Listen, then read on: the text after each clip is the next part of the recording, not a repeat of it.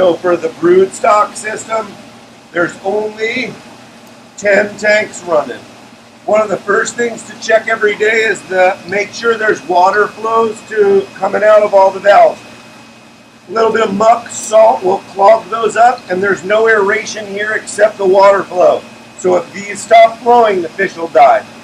So if you just make sure there's water flowing to each of these tanks, you're good. These guys, there's nobody here, there's nobody here. 1, 2, 3 on the top. 1, 2, 3, 4 on the bottom. Not many fish, they won't need a ton of food. You can feed them 1 time a day. I'll show you how to do that in a minute. The other thing you should do over here, check the level of the sump. This sump has an elbow on it to suck from the bottom of the sump. So you only need the water level just over this white pipe. As long as you're covering that, you're good. Now, if you guys are doing 410s and you're not going to be back for 3 days, I would say you should fill this thing up with water until you get to here, right below the holes of this degasser. There's an elbow here. There are hoses with screw-on things on the floor. I would tell you, just like I tell the kids, when you do this, don't walk away and don't leave this hose like this overnight. If that fails and this floods, problem. This system has a sock. I'll take the other socks off the other system, but this sock will fill up with muck and nastiness and you'll have to change it. I'm gonna have half a dozen socks outside on the fence. I'll show you how to do that in a second. Okay, so for feeding the brood stock, it's just a little bit of frozen food. I've got some different kinds of frozen food, and I would say if you can, you want to try to feed them this stuff. It says LRS. Okay. There'll be one open, and there's also a Rod's Food. It says fish only. That's fine. There's some Krill Plus. I wouldn't feed that out. We'll get that back to Kuhl. So we'll use this stuff or this stuff. All we do to feed, open this up, break a piece off of the frozen stuff about that big. That big will feed all those fish one day. That's all you need. Put this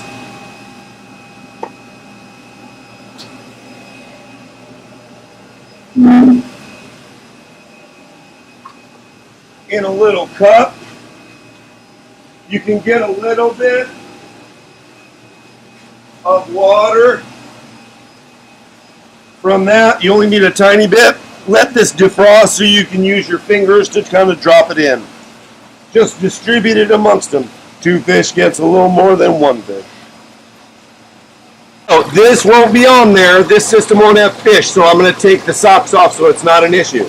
But this, when they start looking like this on the broodstock system, you'll see that the sock looks like it's full, and if you're not changing it, it'll flood out the return thing.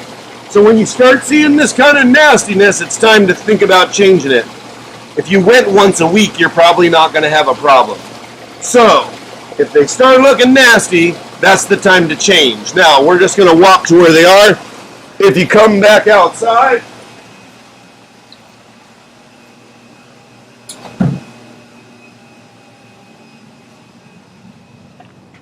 I'm going to have all these clean socks hung on the fence. I'll have bleached them and they'll set out in the sun, but give them a smell test and make sure they don't smell like bleach. If they smell like bleach, don't use them, leave them in the sun. And I just put them on the fence. So, the seam should face out. I turn them inside out to clean them. So, when you get this thing, and you kind of get all the muckies off, if you just turn this thing inside out,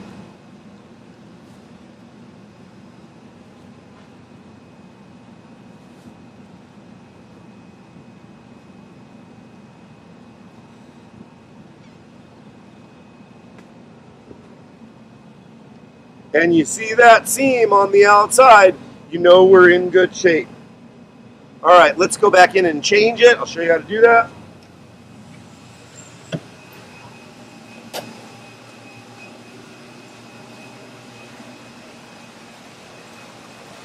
All right, so first we take the old one off.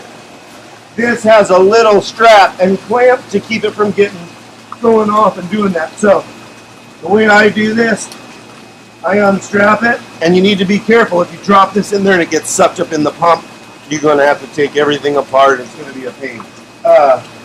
So I put this over the edge, press the little thing to loosen this up a little bit, and then I just move it off there. Now, make sure that won't fall in. I take this to the side of the sump. I roll it down so I'm not wasting any water, and it squeezes the water out and through it. This is a dirty one. It goes in the dirty bucket. I get the new one set up. I slide it up here a little bit so I know that I'm not going to have enough to get sucked in the pump.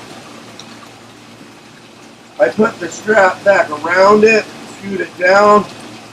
Get it all lined up, nice and neat. I push the button, cinch this down, then I wrap.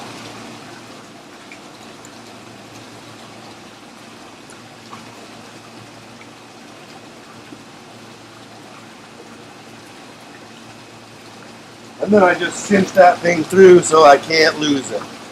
So, if you do that one time a week, you should be fine. So this is that larval system with the small round tubs. If you just keep the water level up in this thing and keep it running, we're fine. I don't care about salinity in here or anything while we're gone because there's no live fish. So just as long as it stays running, we're good. The same thing, come with me,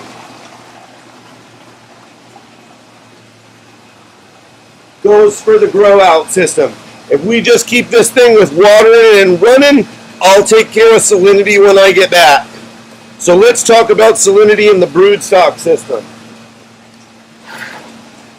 This thing's called a refractometer. It's how we measure salinity. It kind of looks like a little, I don't know what it looks like. But if you notice, it's got an eyepiece here. Before I leave, I'm going to show you guys how to do this, but here's how it works. You lift this piece, come with me.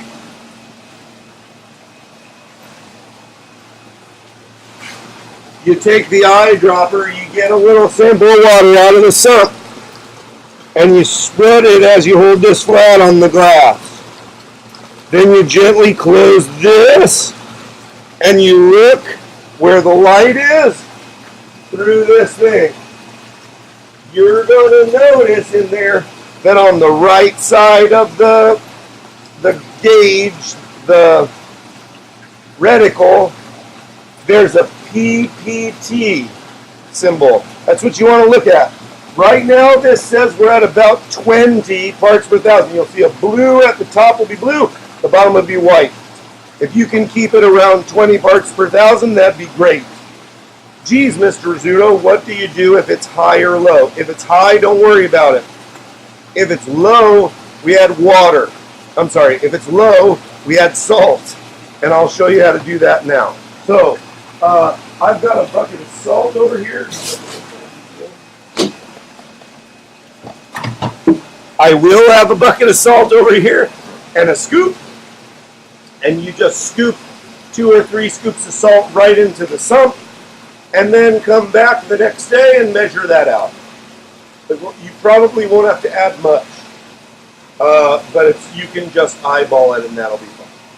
Please make sure you wipe down the refractometer when you're finished because the salt water will rust this up and it won't work right. So just give it a decent wipe down. Back in the thing. I only have one of these and they're really delicate, so if you drop it and break it, then we're in trouble. Okay, thank you. Okay, let's